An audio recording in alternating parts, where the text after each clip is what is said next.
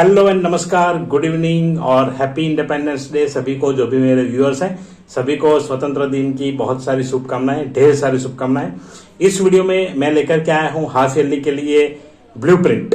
तो question paper किस तरीके का जो मैंने बनाया है उसके हिसाब से मैं आपको दे रहा हूं। यहाँ पे हो सकता है आपके यहाँ एक दो चैप्टर ज्यादा हो, कुछ पोर्शन ज्यादा हो।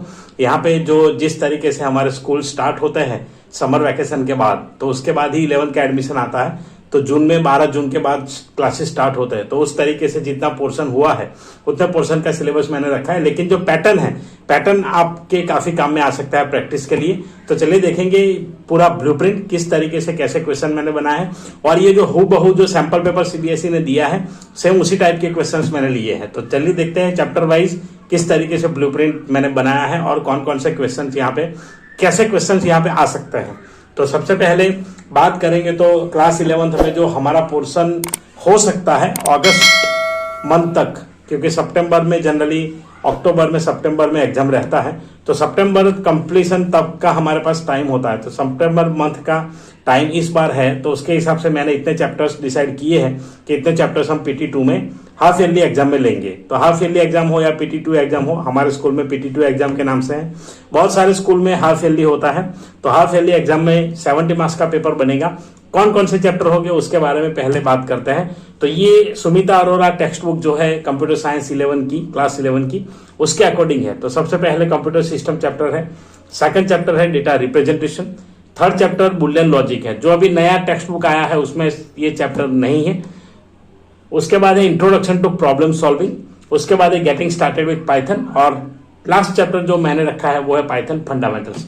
क्वेश्चंस की बात करें तो सैंपल पेपर में जिस तरीके से क्वेश्चंस दिए हैं, 18 1 मार्क के क्वेश्चन ऑब्जेक्टिव टाइप्स, 7 क्वेश्चंस होंगे 2 मार्क के शॉर्ट आंसर क्वेश्चंस, 3 मार्क के 5 क्वेश्चंस होंगे, 4 मार्क्स के 2 क्वेश्चन होंगे और 5 मार्क्स के 3 क्वेश्चन होंगे। तो इस प्रकार कुल 35 क्वेश्चन है, टोटल मिला करके 35 क्वेश्चन है यहाँ पे, और मार्क्स रहेंगे 70। जो मार्क्स का बाइफर्केशन है आप देख सकते हैं 18, 14, 15, 8, 15। तो ये जो सेक्शन वाइज है, सेक्शन ए जो रहेगा वो आपका 18 मार्क्स का रहेगा ऑब्जेक्टिव टाइप, सेक्शन बी रहेगा 2 मार्क के क्वेश्चन रहेंगे, सेक्शन सी रहेगा उसमें 3 मार्क के क्वेश्चन रहेंगे, सेक्शन डी जो रहेगा उसमें 4 मार्क के 2 क्वेश्चन यहाँ पे डाले हुए हैं, और सेक्शन ई जो है उसमें 5 मार्क के 3 क्वेश्चन होंगे। तो इस प्रकार से ABCDE 5 सेक्शन में डिवाइड होगा।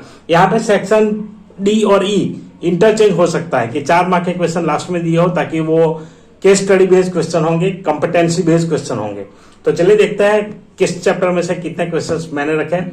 तो फर्स्ट चैप्टर जो है कंप्यूटर सिस्टम, उसमें से 4 क्वेश्चन जो है 1 मार्क के होंगे MCQ, और 1 क्वेश्चन होगा 2 मार्क का। तो इस प्रकार से कुल मिला के 5 क्वेश्चन है और 6 मार्क्स का ये रहेगा। तो 6 मार्क की प्रिपरेशन आपको इस चैप्टर से करनी है। डेटा रिप्रेजेंटेशन चैप्टर है, चैप्टर 2, जिसमें 3 मार्क के ऑब्जेक्टिव टाइप रहेंगे, 1 क्वेश्चन है 2 मार्क का, और 2 क्वेश्चन है 3 मार्क के, और 1 क्वेश्चन है 5 मार्क्स का। तो ऐसे कुल मिलाकर के 3 और 2 5 और 6 11 और 5 16, 7 क्वेश्चन है और 16 मार्क्स का यहाँ पे रहेगा। चैप्टर 3 है बुलियन लॉजिक। बुलियन लॉजिक की अगर बात करें तो इसमें ऑब्जेक्टिव टाइप क्वेश्चन 1 मार्क के जो है वो रहेंगे 3, शॉर्ट आंसर क्वेश्चन जो है 2 मार्क के वो रहेंगे 2, 4 मार्क का 1 क्वेश्चन यहां से लिया है। तो कुल मिलाकर के 6 क्वेश्चन हो गए, जिसके टोटल मार्क्स होता है 11।